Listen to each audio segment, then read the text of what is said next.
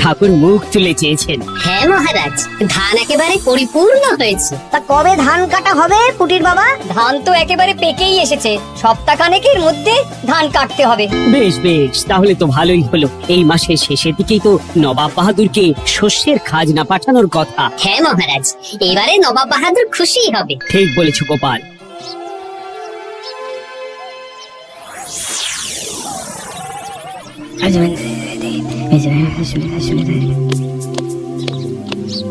প্রণাম খাম্বাজরাজ। ওই তো কৃষ্ণনগরের মন্ত্রী চলে এসেছে।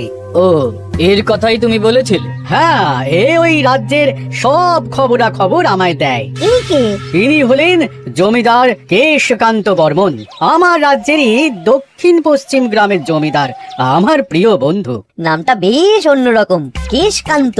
আসলে ওদের বংশ পরম্পরায় সকলের উন্নত ঘন কেশ আছে, তাই ওদের পরিবারের সবারও নামে একটা করে কেশ আছে। আমি খাম্বাজ রাজের সৌমিত্র এবং সুপরামর্শদাতা। কিছুদিন আগে আমার মাথায় খুব খুশকি হচ্ছিল, মাথার চুল পাতলা হয়ে আসছিল। কিন্তু আমার পরামর্শে একটা তেল মাখতেই মহারাজের মাথার চুল এখন ঘন হয়ে উঠেছে, আর কোনো সমস্যা নেই। বাবা বাবা, ভালো ভালো ভালো। এবার তাহলে কাজের কথাটা বলে দিন।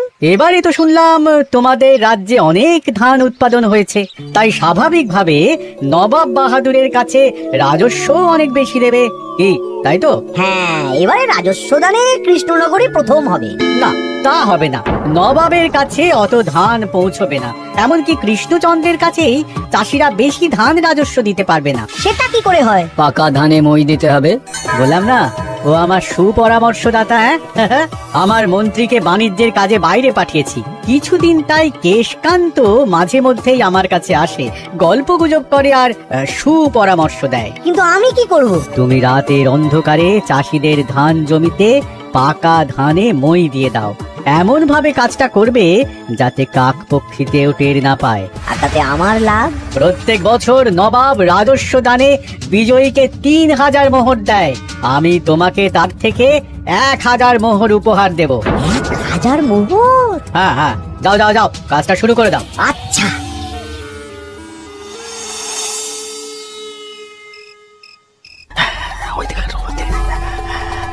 তাহলে আর দেরি কেন, মন্ত্রী মশাই কথা মতো কাজ শুরু কর। হ্যাঁ চল।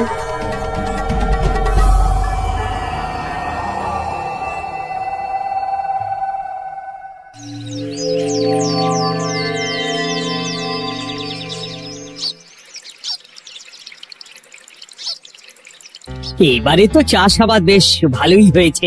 আশা করি নবাব বাহাদুরের কাছ থেকে এবারে আমরাই পুরস্কার পাবো। হ্যাঁ মহারাজ, সারা বাংলায় কৃষ্ণনগরের মতো উৎপাদন এই বছরে কোথাও হয়নি। সর্বনাশ হয়ে গেছে মহারাজ, সর্বনাশ হয়ে গেছে। কি সর্বনাশ হয়েছে গো পুটির বাবা? গতকাল রাতে আমাদের সব জমির পাকা ধানে মই দিয়ে দিয়েছে। এবার আমরা কি করব মহারাজ? কাদের কাদের জমিতে হয়েছে এসব? যেই জমিতে তাকাবেন সেই জমিতেই এই কাণ্ড, ধান ঝরে সব মাটিতে পড়ে আছে। এবার আমরা কি করব? হায় হায় হায়, এবার আমাদের রাজ্যের কি হবে? নবাব বাহাদুরকে তো জবাব দিতে পারবো না। বড় বিপদ হয়ে গেল, রাজ্যে গ্রহের প্রকোপ নেমে এলো। ও, আর কদিন পরেই আমার টেকে আসবে 1000 মোহর। ঠিক আছে, তোমরা সবাই এখন বাড়ি যাও। না, আমার মন মেজাজ ভালো নেই।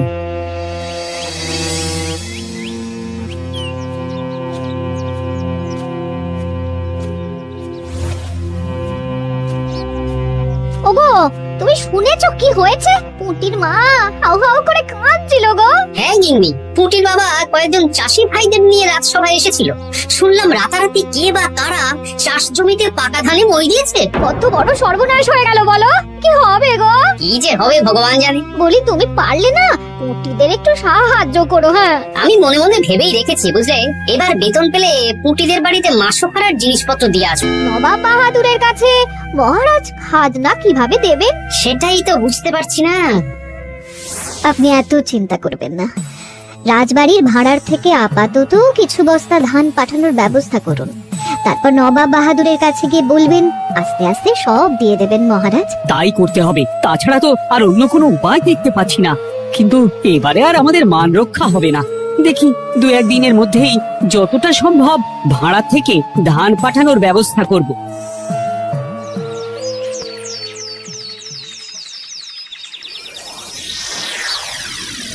এই বছর 10,000 বস্তা ধান রাজস্ব এসেছে খাম্বাজ রাজ্য থেকে, 7,000 বস্তা ধান এসেছে বর্ধমান রাজ্য থেকে, আর মাত্র 100 বস্তা এসেছে কৃষ্ণনগর থেকে। তাই এই বছরের বিজয়ী রাজ্য হচ্ছে খাম্বাজ রাজ্য। খাম্বাজ রাজ্যের রাজার হাতে 3,000 মোহর উপহার হিসেবে তুলে দিচ্ছেন। আর কৃষ্ণচন্দ্র, তোমার রাজ্যের এরকম হাল কেন? এবারে আমাদের সমস্ত রাজ্যের পাকা ধানে কেউ বা কারা মই দিয়ে দিয়েছে। সেসব তোমার মাথা ব্যথা। আমার ধান কোথায়? 100 বস্তা ধান রাজস্ব, কম করে 800 বস্তা ধান রাজস্ব দেওয়ার কথা, কিন্তু তুমি তোমার কথার খেলাপ করেছো। এই বছর আমি নিরুপায় জাহাপানা। আমিও নিরুপায়। হয় তুমি আগামী 1 সপ্তাহের মধ্যে আমাকে 5,000 মোহর দেবে, নইলে কৃষ্ণনগরের সিংহাসন থেকে সরে যাবে। এত বড় শাস্তি দেবেন না নবাব বাহাদুর, আপনি অন্তত মাস 6 সময় দিন, আবার ধান চাষ করিয়ে আপনাকে প্রাপ্য ধান দেওয়া হবে। বেশি কথা বলছো কৃষ্ণচন্দ্র, তুমি 5,000 নয় 6,000 মোহর 1 সপ্তাহের মধ্যে দেবে। বেটা গোপাল বেশি পাকা, অত কথা বলতে কে বলেছিল? গোপাল, এটা তুমি কি করলে? হায় হায় হায়, সর্বনাশের সময় যখন ঘনিয়ে আসে তখন বিপদের ওপর বিপদ এভাবেই আসে। আমার পাওনা। আরে এখন না, তোমাকে পাঠিয়ে দেব।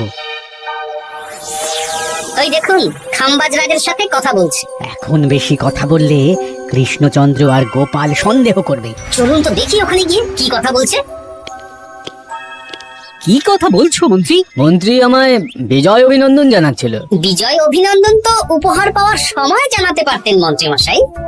যাই হোক, আপনাকে তো ঠিক চিনতে পারছি না। আমার নাম কেশকান্ত, আমি খাম্বাজ রাজ্যের দক্ষিণ পশ্চিম গ্রামের জমিদার। কেশকান্ত আমার বিশেষ বন্ধু। আপনার কেস নিয়ে বেশ ভাব দেখছি। হ্যাঁ, ওই কদিন আগে তো খাম্বাজ রাজের মাথার চুল পাতলা হয়ে আসছিল, খুশকি হচ্ছিল আর কি। তো ওনার পরামর্শে একটা তেল মেখেই তো খাম্বাজ রাজের আবার ঘন কালো চুল ফিরে এসেছে। কেশকান্ত জমিদার হতে পারে, কিন্তু ওর অর্থনৈতিক অবস্থা তাবর রাজাদের থেকে অনেক ভালো। কয়েক হাজার বিঘা জমির মালিকও, তার সাথে চুলের তেলের ব্যবসা করেও হাজার মোহর রোজগার করে।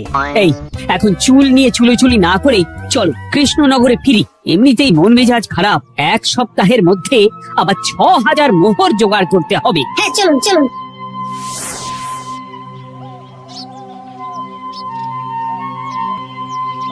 আচ্ছা মন্ত্রী মশাই, আপনি এই কেশকান্ত জমিদারের ব্যাপারে এত কিছু জানলেন কি করে? ওনার সাথে তো আমাদের আজই প্রথম দেখা। হাওয়ায় কত খবরই ভেসে আসে, সেরকম আমার কানেও এসেছিল। সব বাদ দাও। গোপাল, মন্ত্রী, দুজনেই ভাবনা চিন্তা করো কিভাবে 6,000 মোহর জোগাড় হবে। পাকা ধানে মই পড়লো, এখন আবার এত বড় বোঝা। আমার কাছেও মহারাজ বেশি অর্থ নেই, সব মিলিয়ে মিশিয়ে ওই 150 থেকে 200 মোহর মতো আছে বাড়িতে। যদি বেশি থাকতো আমি আপনাকে নিশ্চয়ই সাহায্য করতাম মহারাজ। তাও করতেন কিনা সন্দেহ। তুমি চুপ করো। মন্ত্রী মশাই ওই লোকটাকে জানলো কি করে? এই লোকটাকে তো আগে দেখারই কথা না। না, ব্যাপারটা নিয়ে ভাবতে হবে। চলুন চলুন।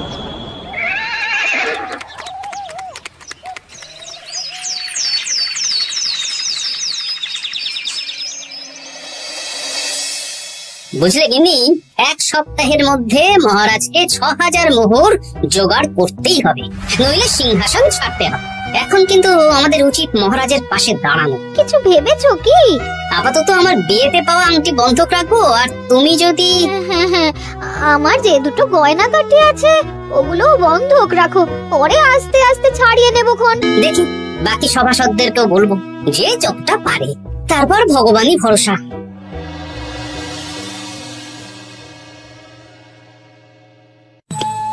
আপনি এত চিন্তা করবেন না মহারাজ। চিন্তা না করে কি আর কোনো উপায় আছে? সিন্ধুকে যা আছে তা দিয়ে 3,000 মোহর হয়ে যাবে, কিন্তু তারপর আর কি করব? এবার কি নিরুপায় হয়ে জায়গা জমি বিক্রি করতে হবে? কিছু একটা করতেই হবে। আপনি গোপালকে একবার বলে দেখুন, প্রত্যেকবার যখনই বিপদে পড়েছেন তখন গোপালই আপনাকে বাঁচিয়েছে। দেখি, আগামীকাল রাজসভা শুরু হওয়ার আগে গোপালের সাথে ব্যাপারটা নিয়ে আলোচনা করব।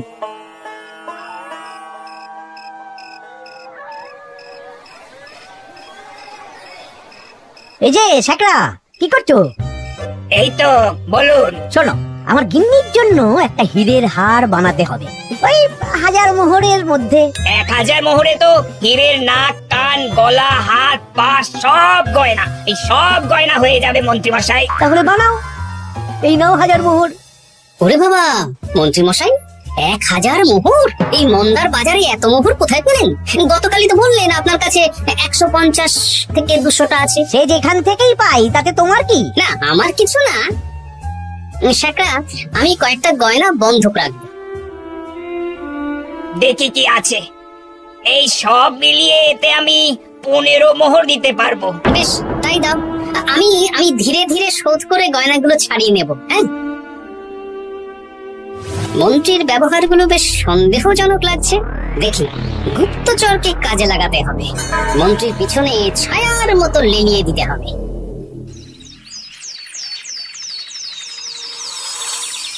মহারাজ, আমি চেষ্টা করছি আপনার এই মোহর কিভাবে জোগাড় করা যায়, আপ্রাণ চেষ্টা করছি। দেখো আমি 3000 মোহর পারবো, কিন্তু তার বেশি হলে জায়গা জমি বেচতে হবে, হাতে যে বেশি দিন সময়ও নেই। আচ্ছা মহারাজ, দেখছি। তবে মন্ত্রী মশাই চাইলেই আপনাকে 1000 মোহর দিয়ে সাহায্য করতে পারতেন, কিন্তু উনি তা না দিয়ে ওনার গিন্নির গয়না বানাচ্ছেন, হীরের গয়না। কি মন্ত্রী তো কালকেই বললো ওর কাছে 150 থেকে 200 মোহর আছে মাত্র, 1000 মোহর কোথা থেকে পেল? সে উনিই জানেন, তবে তার খবর খুব তাড়াতাড়ি আশা করি পেয়ে যাব মহারাজ।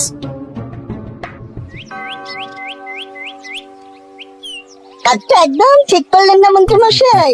আপনার কথা শুনে আমরা সবার জমির পাকা ধানে মরে দিলাম, কিন্তু আমরা একটা পয়সা পেলাম না।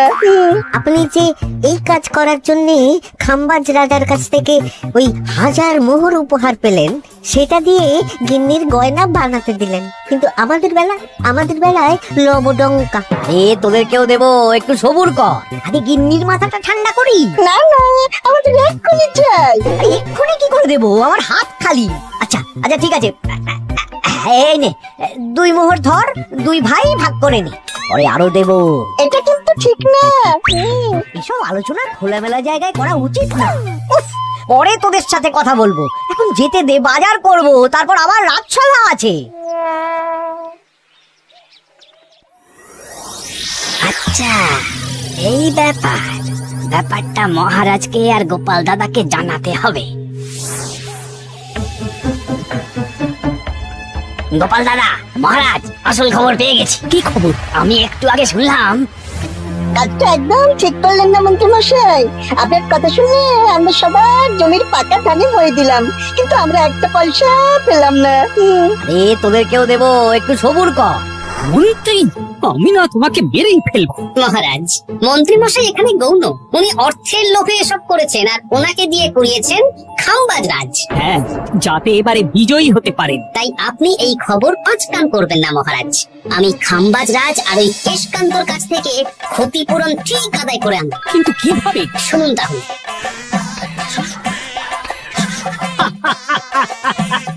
দারুণ বুদ্ধি। তাহলে এখন আসি মহারাজ, কাউকে কিচ্ছু বলার দরকার নেই। আপনি শুধু আগামীকাল সন্ধেবেলা খাম্বাজ রাজের দরবারে চলে আসুন, পারলে নবাব বাহাদুরকেও সঙ্গে করে নিয়ে আসুন। হ্যাঁ, প্রণাম খাম্বাজ রাজ। কে আপনি? আমি হতাশ রঞ্জন, পশ্চিমে থাকি। কি চাই বলুন? কিছু চাই না, তবে একটা কথা শুনলাম তাই বলতে এলাম। কি কথা? আমি শুনলাম মহারাজ আপনার মাথার চুলগুলো সব নকল।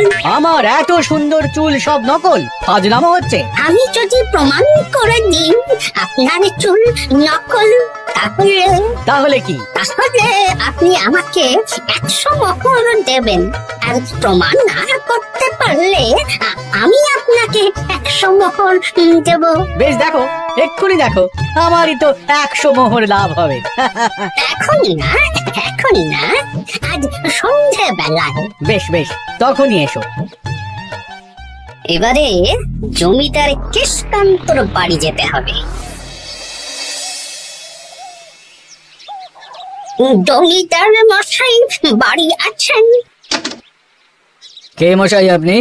আমি হতাশ রঞ্জন, পশ্চিমে থাকি। আমি বিশাল ক্ষমতাশালী লোক। কিসের ক্ষমতা? আমি রাজরাজাদের মারধর করি, চুল ধরে টানি, শাস্তি দিই। এসব কি উল্টোপাল্টা বলছেন? খাম্বাজ রাজ আপনার বন্ধু না? হ্যাঁ, প্রিয় বন্ধু।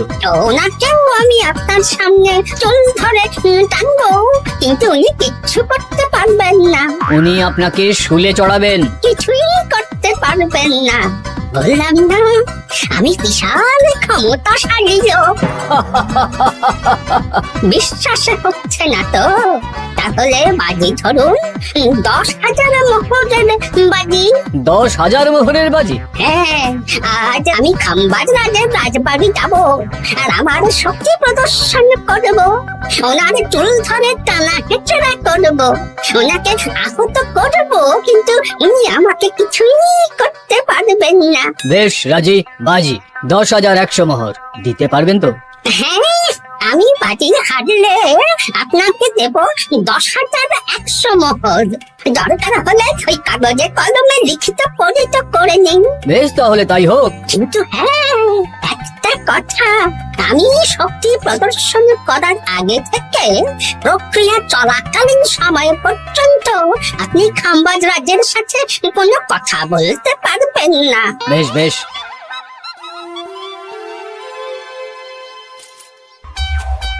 তাহলে শুরু করি। শুরু করো। এবার আমি প্রমাণ করেই ছাড়বো।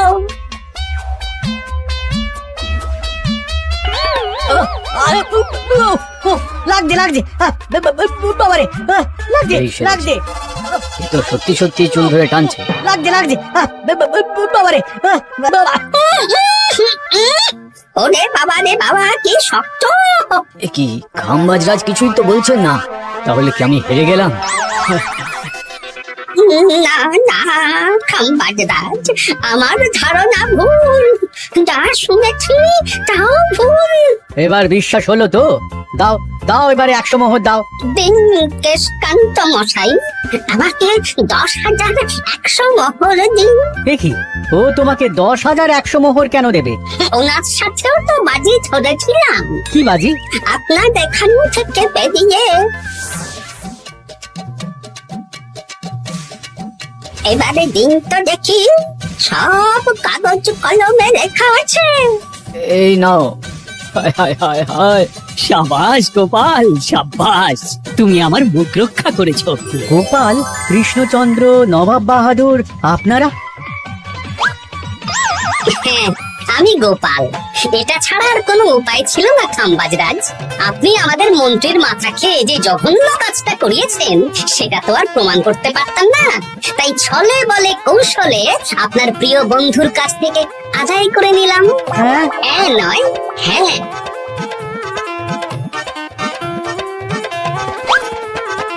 এই নিন মহারাজ।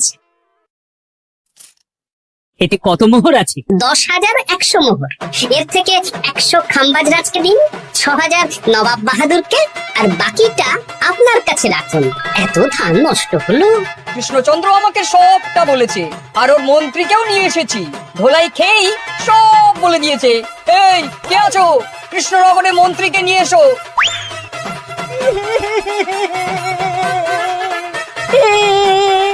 মার খেয়ে আমি সব বলে দিয়েছি খাম্বাজ রাজ। উদ্ধার করে তো জাহাপানা, আমাকে ক্ষমা করে দিন। এর কোনো ক্ষমা নেই, তোমাকে আমি কারাগারে বন্দি করব। হায় হায় হায়, সামান্য টাকার লোভ করতে গিয়ে পুরো মাঠে মারা গেলাম।